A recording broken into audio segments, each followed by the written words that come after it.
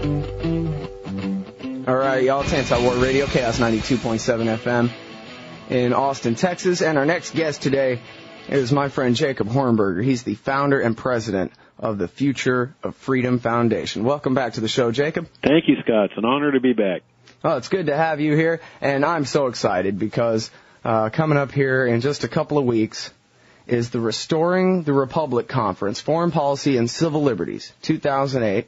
It's June 6th through 8th at the Hyatt Regency in Reston, Virginia. And lucky me, I get to go. And I can't wait to go. And so I want you to tell the people in the audience just what this conference is about and who all's going to be there, and see if we can get some of them to get some dollars together and see if they can make it out to the Restoring the Republic Conference. Well, this is a follow-up to a conference we held last year, which was, I think, the greatest conference I've ever participated in since I became involved in the libertarian movement. As you know, Scott, our country's heading in a very bad direction, especially with respect to foreign policy. You've got invasions, occupations, terrorist blowback, out-of-control government spending, a crashing dollar. And so we've taken a leading role at the Future of Freedom Foundation in trying to lead America in the better direction, in a direction of a non-interventionist republic, which is what our founding fathers envisioned for us. So this conference, which is a follow-up to last year's conference, is designed to get people to start thinking in that direction. And we've lined up the greatest all-star cast of speakers. I mean, I'm sure there's better speakers on this issue that we could have invited, but we've got 20 people that are really in the vanguard of leading America out of this darkness and into the light of a constitutional republic. Well, and that's what makes it so exciting. I think that's true. You do have the best of the left and the right represented here. And I think that, you know, whether this is actually your intention or not, one of the effects of these kinds of things, hopefully, is, well, the libertarians, I think, need to move to, on the political spectrum in people's mind, the left-right spectrum, we need to be the center and exclude the worst parts of the left and the right, welcome the best parts of the left and the right, and get those so-called moderates who are actually the extremists, the centrists, who are for every government crime imaginable. Get them out of here, or classify them as the extremists rather than the moderates, and put libertarianism in the center. Well, that's absolutely right, and as you know, that's the way it used to be. I mean, our American ancestors were libertarians, and it was only in the 20th century when Americans started embracing the socialism and interventionism that the rest of the world was adopting, and then ultimately turning toward establishing this extensive military empire overseas, that America made the turn for the worse. And yeah, I agree with you. Libertarianism holds the key to the future of this country. Our founding fathers understood that. Our American ancestors understood that, and we understand that. And of course, not only is the domestic situation important in terms of all the socialism and interventionism here, but especially foreign policy. And unfortunately, there's at least a segment of libertarians that don't understand that don't understand how you cannot have a free society as long as you have this extensive overseas interventionist pro-empire foreign policy. Boy, and isn't that sad and true? You know, the Nolan chart, which I like it sort of breaks through the left-right spectrum and shows it in at least one more dimension. You know, that's not too bad, but foreign policy isn't even one of the questions on there, as though you could be perfectly libertarian and it's really only a domestic question, that a worldwide revolution is, you know, may or may not be a libertarian position to take or something. Yeah, I mean, and it's key. I think, for example, that habeas corpus is the linchpin of a free society. So even if you have freedom of speech and freedom of the press and the right to own guns and procedural due process and so forth and economic liberty, if you don't have habeas corpus, you're not going to have a free society. And so that's what we've been trying to do here at the Future of Freedom Foundation, is not only emphasize the economic liberties and how important they are domestically to human freedom, but especially the civil liberties, which is part of what this conference is all about, and foreign policy. Those are essential prerequisites to restoring liberty to our land. Yeah. Well, and let's talk about habeas corpus a little bit. This isn't so much a person's right as the power of a judge to say to the executive branch, hey, bring this guy before me, I'll decide whether you get to continue holding him or not. That's right. And the reason it's key and really Trump's triumphs over all these other rights is because if the state has the power to arbitrarily put anyone in jail without the person having the right to go to an independent judge to test that, then what good does it do to have, for example, freedom of speech? I mean, the state can say, oh, yeah, you're free to say whatever you want, but all of a sudden they grab you because they don't like what you're saying and they put you in jail. If you don't have any way to test that detention, then your right of freedom of speech doesn't mean anything. The only way it's going to mean anything is that if you can take your lawyer can take a petition to a federal judge or to a state judge and say they are holding him in violation of law, and then the judge can say you will release him on pain of contempt, fine, imprisonment if necessary. And that's why it's key to a free society, because as you know, dictators throughout history, they'll have all the nice, pretty words that recognize people's rights, but throw them in jail the first time they get any criticism of the government hurled at them. Yeah, well, and we need to get it straight, too, that the Military Commissions Act of 2006, which is to protect us in the war against the, vaguely defined terrorists. Let's not be too specific and call it Al-Qaeda. That might, take some other wars off the table. But anyway, the terrible terrorism, that law applies to you and I as well, doesn't it? It says that the President of the United States can declare us to be enemy combatants and turn us over to the military. Well, that's right. There's no assurance that they will not declare Americans enemy combatants, and we already know that that's their policy because they did it in the case of Jose Padilla. Even when there wasn't a law legalizing it at all. That's right. But now that it is different in the sense that they canceled habeas corpus only for foreigners that were accused of terrorism, and specifically overseas. There's still the right of Americans that are held as enemy combatants to file a petition for writ of habeas corpus. But if the courts accept this notion of enemy combatants, which is an absolute nonsensical notion in this so-called war on terrorism, but if the courts accept that, then habeas corpus really becomes a meaningless term anyway, because the state can easily come up with some kind of evidence showing anybody's an enemy combatant, especially if they can use tortured evidence, which is what their position is. Mm-hmm. And then I guess the threshold for even the habeas hearing would be, trust us, Your Honor, we have intelligence that says that this guy's a terrorist. He is an enemy combatant. Here's, a tiny little bit of it. And if the judge agrees with that, it's not off to jail you go. It's off to Guantanamo you go. You got it. That's exactly right. And you're subject to the total control of the military and the CIA. All right. And we all know what they're doing to people. There is the connection between the foreign policy abroad and civil liberties here at home. And one of the biggest reasons I'm so excited to attend this conference, Jacob, is because one of the speakers is the great Robert Higgs, the author of Crisis and Leviathan. Tell us about Higgs. Well, Higgs is one of my real heroes in life. I mean, it'd be difficult to find somebody that has just more integrity, more devotion to principle. His famous book, Crisis and Leviathan, is just, it should be read by every single American. His thesis is that governments grow by crises. Their power grows by crises. They capitalize on crises. They love crises because their power is magnified. And last year, Higgs delivered one of the most powerful and moving speeches at our conference. And so he's one of our repeat speakers. And like I say, there are a few people I admire more than Higgs. I have no doubt that he's going to deliver another hard-hitting, no-holds-barred, take-no-prisoner speech. Yeah, and he really is an interesting character. He seems to have all the gravitas of, the highest intellectual experts in our land, and yet he is very radical, isn't he? That's right, and he's a radical scholar. I mean, he's a scholar in the true sense of the word. And he just, like I say, takes no prisoners. He says it like it is.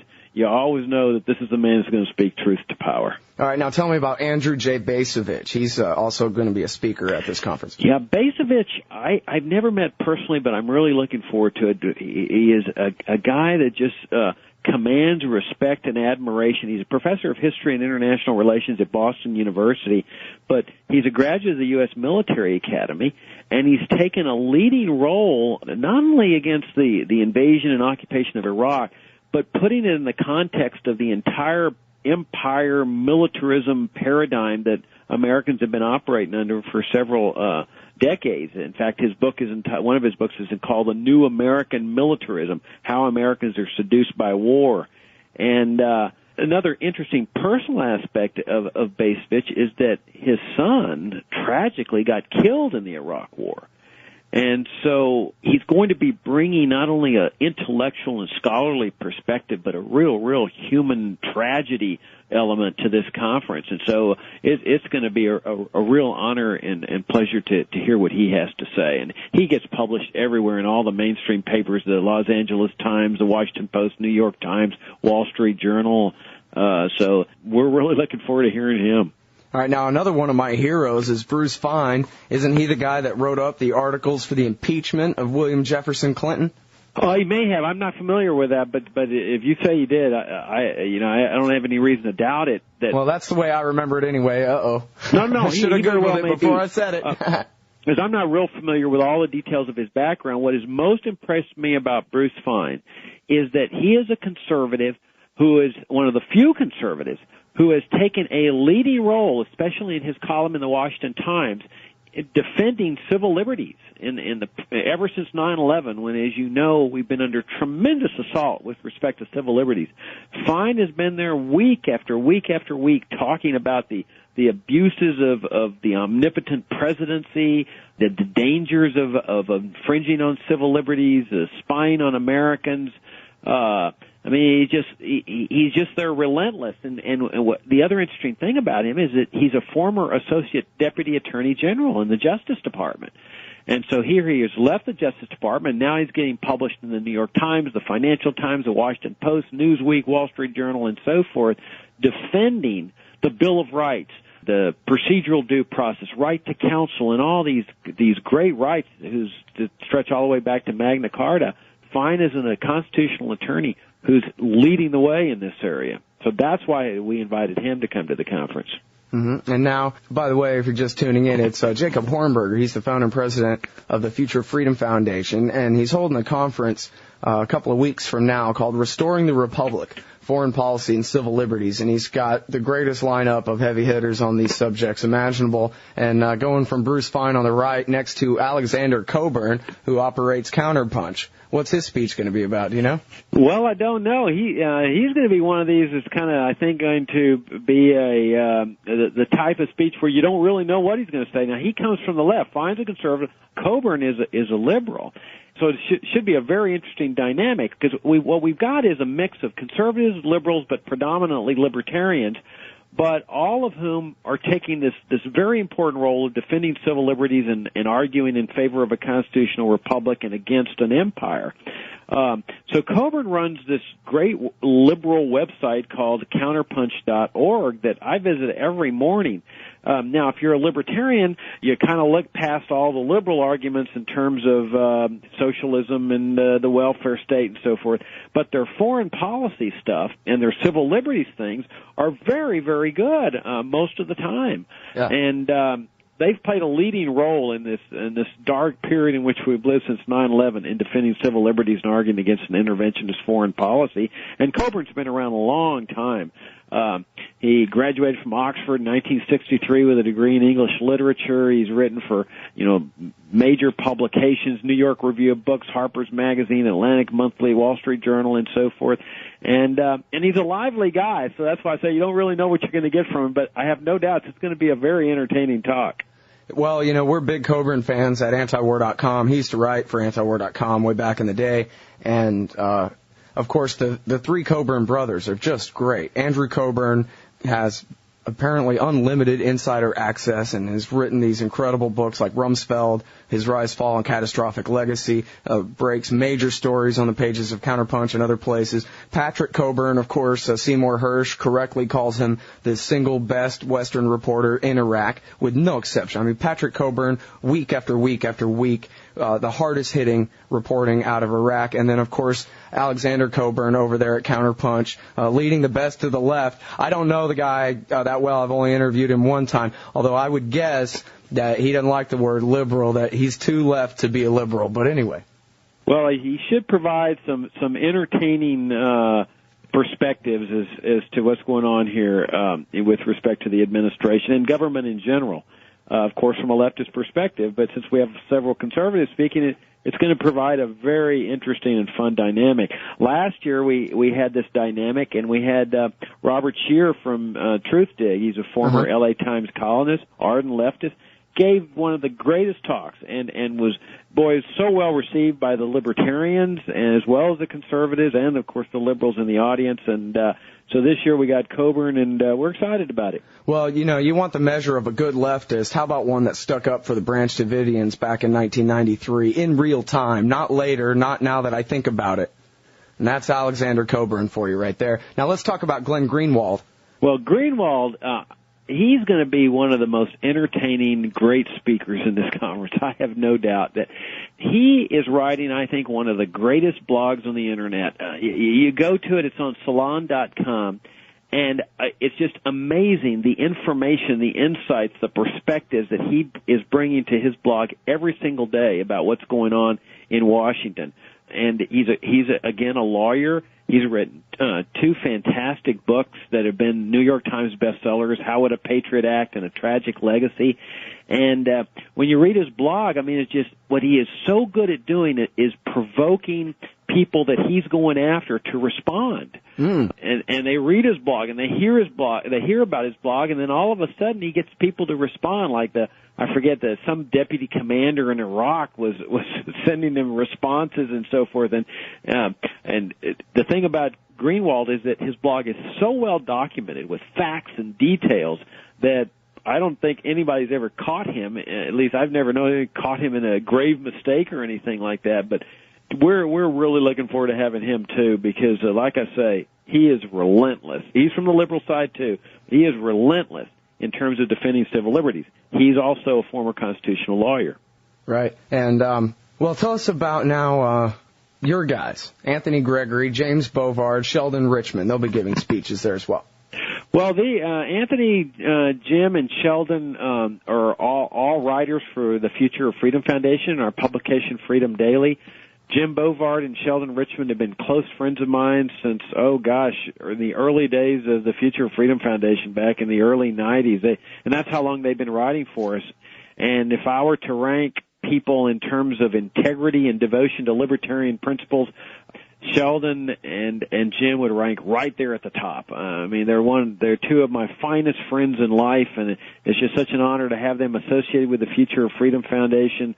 Their scholarship is impeccable, their principles of the highest order, as well as their integrity.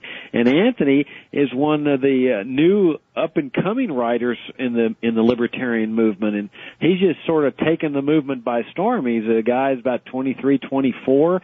Came out, seemed like nowhere, and has been writing some of the most brilliant stuff from a libertarian perspective, especially on foreign policy and civil liberties. And all three of them spoke at last year's conference, and we're just pleased to have them back. Yeah, I'm a big fan of Sheldon Richman. He writes great stuff. And James Bovard is, as far as I can tell, the most successful libertarian author ever, at least in terms of journalism.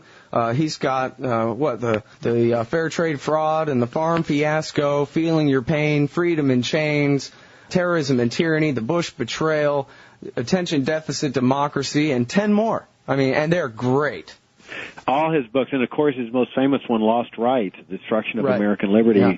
That won Book of the Year award from the Macon, the Free Press Association's Macon Award. Yeah, Jim is just absolutely phenomenal. I mean, to have written all these books, and of course he's been published in so many mainstream publications: the New York Times, Wall Street Journal, Washington Post. One of the things that really strikes me about Jim was the Waco massacre, where people were saying, "Let's move on, let's forget about this. It's already happened. Let's put it in the past." Jim was one of the ones that were really standing fast on the Waco massacre, writing article after article saying, that we cannot just keep moving on. This thing's a horrific, horrific disaster. And he was one of the ones that are primarily important, in my opinion, of raising the consciousness of the American people to take a much closer look at Waco, and thank goodness they did. Yeah, and as long as we're talking about Jim, I have to say his latest book, Attention Deficit Democracy, is an absolute masterpiece. Anybody who hasn't read that book is simply cheating themselves. Yeah, I agree with you. I mean, Jim is, like I say, right at the top in terms of libertarian scholars and intellectuals. All right. Now, last week, Ron Paul, or was it earlier this week? It was earlier this week, Monday. Ron Paul was in town signing copies of the Revolution, a manifesto down there at Book People, but I missed it because I was otherwise occupied. And one of the reasons I was able to tell myself that, well, that's okay, was because in just a few weeks I'm going to get to hopefully hang out with Ron Paul at least a little bit at the Restoring the Republic conference there in Western Virginia. Who's this guy Ron Paul, Jacob, and why would you invite him to give a speech at your conference? Well, he's the guy that's really leading the libertarian revolution in the political arena, as we all know. I mean, you know, the 2008 Republican presidential candidate that has just taken the country by storm in terms of bringing libertarian perspectives to the political arena, putting libertarianism on the radar screen in the presidential debates, the news conferences, and so forth. I mean, he's the guy that's terrifying the establishment, not only the Republican establishment, but the mainstream establishment. Even though he doesn't have the votes to win the nomination, this revolution that he's the best manifestation of is still going on. I guess you know, and a lot of people know, that his book, The Revolution, a Manifesto, is now number one on the New York Times bestseller list. And for a while was number one on Amazon, and may still be. I mean, this is incredible. This is absolutely incredible. So, and Ron's been one of my heroes for many, many years, and it is just so exciting what he's pulling off here. And he spoke at last year's conference, and he was on the same night as Andrew Napolitano, the Fox News legal commentator, and you could feel the electricity and the energy in the room at that night. I mean, it was one of the most exciting times. Two great speakers delivering two great speeches, and so, boy, we were really hoping he'd fit it into his schedule to come back, and he's coming back. And not only that, we are giving him the Future Freedom Foundation's first ever Lifetime Achievement Award for advancing liberty. So we're hoping that, you know, Ron Paul fans come and help us celebrate and hear another great speech on where this revolution is going, especially with respect to foreign policy and civil liberties. Well, you know, we played Napolitano's entire speech and Ron Paul's on this show last year, and another one of the speeches from the conference that we replayed in its entirety here on Anti-War Radio was by Lawrence M. Vance, a writer for LouRockwell.com, author of the book Christianity and War. And that was one of the most powerful speeches I've ever heard in my life. I was absolutely amazed. Oh, Vance blew the audience away with that speech, including us at FFF. We were all blown away. Every sentence was just filled with power. And Vance is one of the most principled Christians I've ever met. I mean, he does not pull his punches. He's paid a personal price in terms of standing for his Christian beliefs. He has led the way in showing that this war of aggression in Iraq cannot be reconciled with Christian principles. And his articles are just fantastic along these lines. I mean, he's really showing Christians that if you subscribe to your tenets of Christianity, there is no way that you can support, in good conscience, a war of aggression, which, of course, is what the Iraq War is all about, given that Iraq never attacked the United States, and neither did their government, neither the people nor the government. Well, another speaker that will be talking at this Restoring the Republic conference, a historian that I really cannot wait to hear what this guy's got to say, Stephen Kinzer. Oh, Kinzer's one of my real heroes. I mean, this guy is a New York Times veteran correspondent. He's traveled all over the world, reported from some 50 countries on 5 continents. I mean, here's another scholar, you know, but knows the real world, not the ivory tower world. And he's written these fantastic books delving into the history of U.S. interventionism, specifically in Guatemala, where the CIA ousted a democratically elected president in order to put their stooge into power, a military general. They did the same thing in Iran, which produced the blowback of the Iranian Revolution in 1979. And that book's called All the Shah's Men. And then his most recent book, America's Century of Regime Change, details the whole history of regime change operations from Hawaii all the way up to Iraq. And I heard him give a speech in Washington about a month ago on the Iranian coup, And boy, he just had the whole audience just mesmerized. I mean, he's speaking without a note and giving the whole history of what happened and encapsulating it in 30 minutes. It was one of the best talks I've ever heard. So, I mean, as you can tell, we've got so many all-stars. I have never seen a conference with this many all-stars in one place. And Kinzer is one of them. I mean, you could have a conference just with Kinzer and it would be exciting. But imagine Kinzer, Basevich, Bovard, Rockwell. I mean, they go on and on. Yeah. Well, I've sent out emails here and there to people saying, hey, is there any chance you're going to be attending the FFF conference up there? I'm going to be there. I'd love to meet you. And they write back, oh, my God, how could I not with that lineup? Yeah, exclamation points, I mean, anybody who misses this conference, they're missing an opportunity of a lifetime, because I don't think you'll ever find this many high-powered, principled, fantastic speakers in one place. Justin Raimondo from antiwar.com is going to be there, and I guess I owe it to you. I'm finally going to get to meet my boss. Well, Raimondo is one of my heroes. I mean, this guy is one of the most entertaining, principled libertarians that is writing on the internet today. I mean, his column is just fantastic. It is so much fun to read, and you can just sense that commitment and that passion from Raimondo. And he's an entertaining guy. So I think people ought to come just to meet him and talk to him, because everybody that interacted with him at the conference just had a blast. I mean, he was holding court in our evening cocktail hour, and just cracking everybody up. That's funny. And yeah, he's great. And of course, anti-war. I mean, without antiwar.com, where would this movement be? They've just played the leading role in bringing the world's attention to this interventionist empire paradigm that we're suffering under.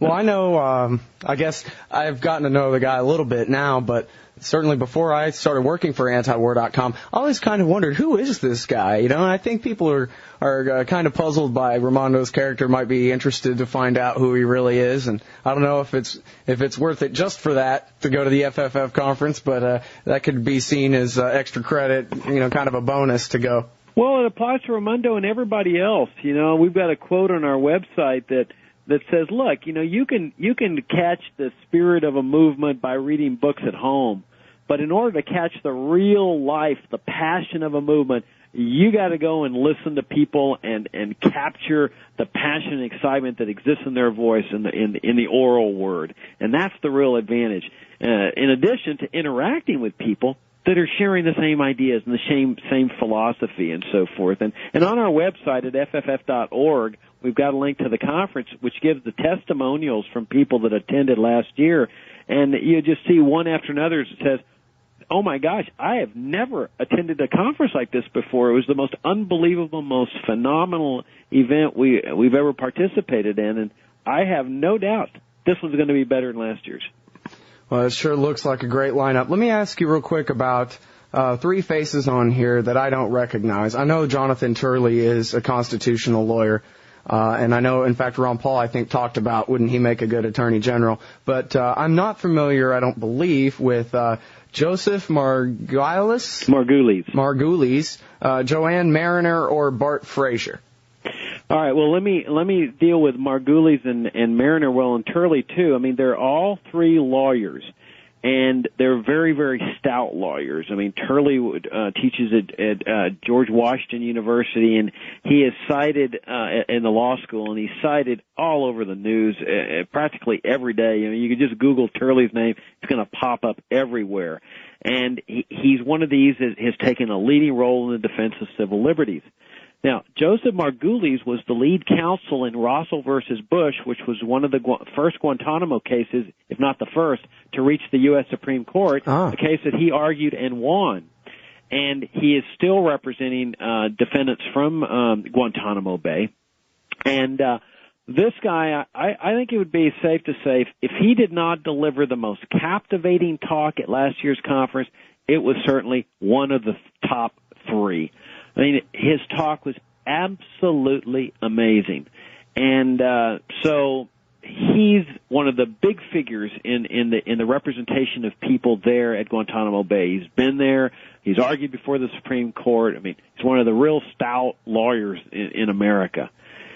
Joanne Mariner is one of the most impressive people I have ever met, and I have met her personally. And of course, I've met Margulies. I haven't met Turley, but Joanne works for Human Rights Watch as an attorney. She's based both in Paris and in New York, and this is like an Indiana Jones woman. I mean, she doesn't just write about things for Human Rights Watch. She actually goes on site. She does investigative research.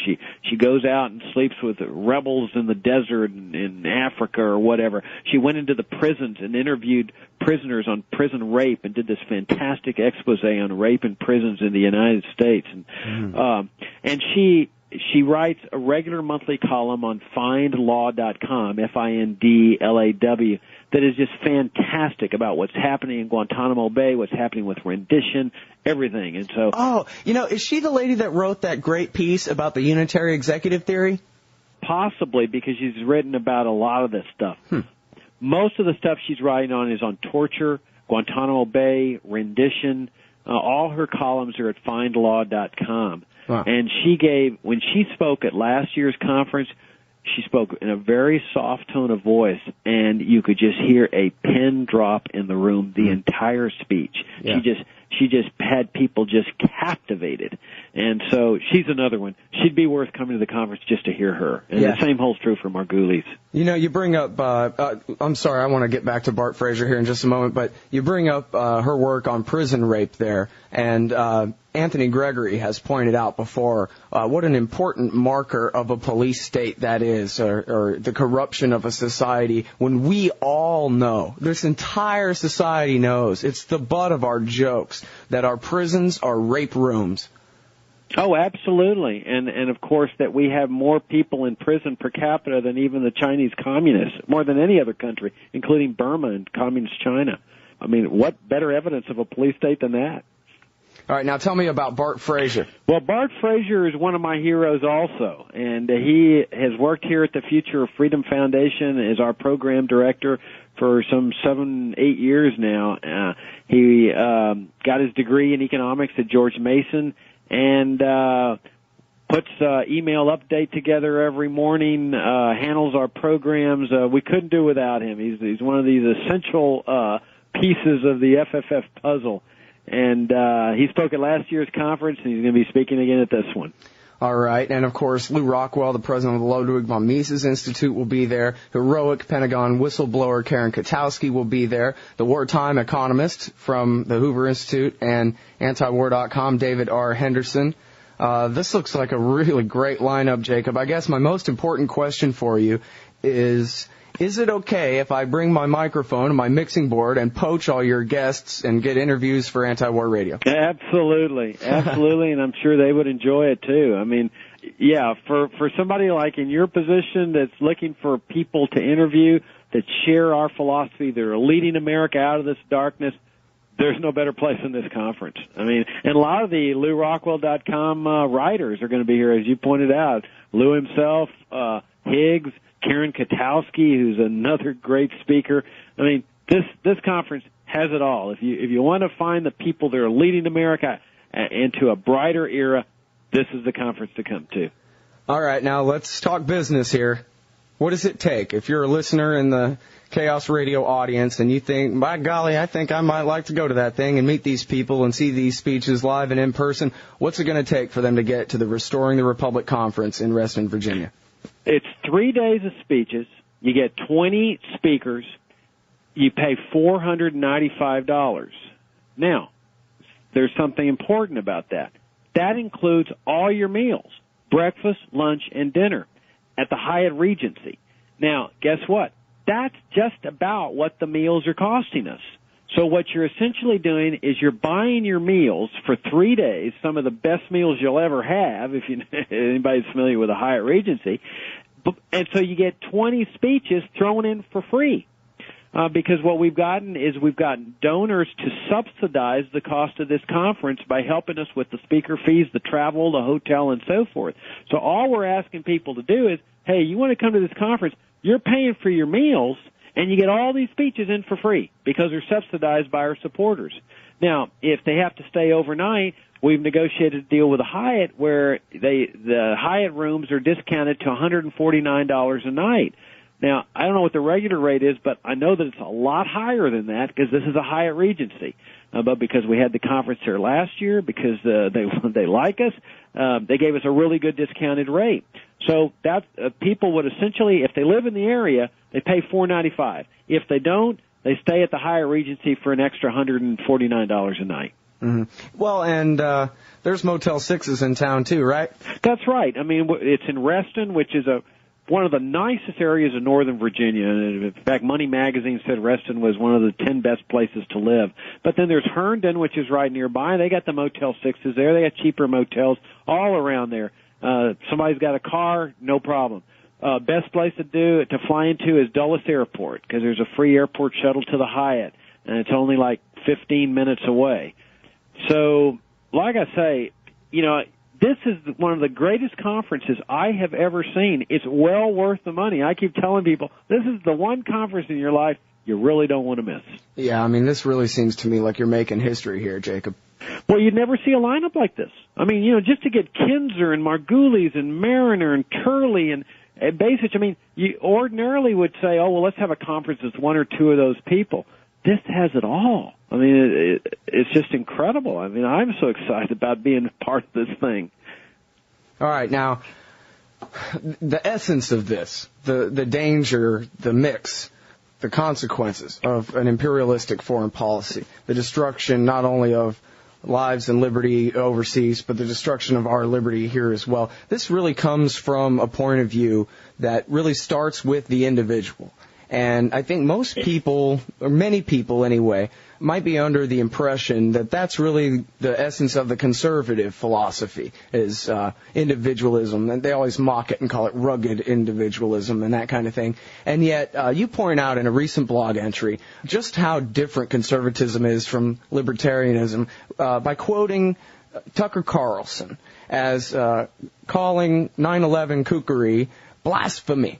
And how apparently to conservatives, really, they're collectivists. They start with the state first. It's the most important thing, and we're all secondary to its purposes. To say something bad or wrong about them is to, take the Lord's name in vain. There's no question. I mean, the conservatives have come to view the federal government as an alternative God. Now, I'm not suggesting they don't believe in God, because many of them are very religious. They'll even wear their religion on their sleeves oftentimes. But there's no doubt that they look on the federal government as another God. It provides their retirement, their Social Security, their health care, Medicare, Medicaid. They look to the government for their food, their children's education, their sustenance. And while, the other God says that through the sweat of thy face thou shalt eat bread. That's what work's all about. And that's what charity's all about, helping the poor. The conservatives say, no, God really made a mistake by trusting people with so much freedom. We need to have our other God, the federal government. And so they really do consider it blasphemy, like when you criticize, like the troops. I mean, you can criticize God's angels, and conservatives won't get too upset. They'll kind of laugh. And so you criticize the troops, which is the enforcement arm of Caesar, their alternative God, and man, all hell will break loose. Because, this is the troops, you're not supposed to criticize them.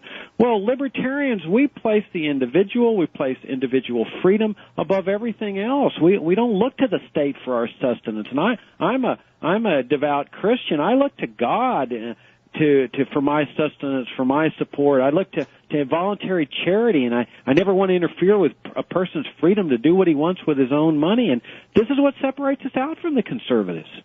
Yeah, well, I'm really glad that you make that distinction, that civic religion. Libertarians don't worship the state. You might find a state worshiper who calls himself a libertarian, but he's simply mistaken. You'll never hear that kind of language out of a libertarian, that to be wrong when talking about, something that the state did, that you're accusing something the state did as being blasphemy. I mean, when I read that, I sort of tried to imagine putting those words in my own mouth and coming up with a way where I would ever be in the position where I would consider it a sacred violation for someone to criticize the government. I mean, what insanity is this? It's conservatism. Well, yeah, and I was shocked too that anybody would say it'd be blasphemous to say something bad about the federal government. This is just the organized means of coercion that people bring together in society. There's nothing holy or sacrosanct about the government or government officials, and in fact, all they're really supposed to be is just our servants.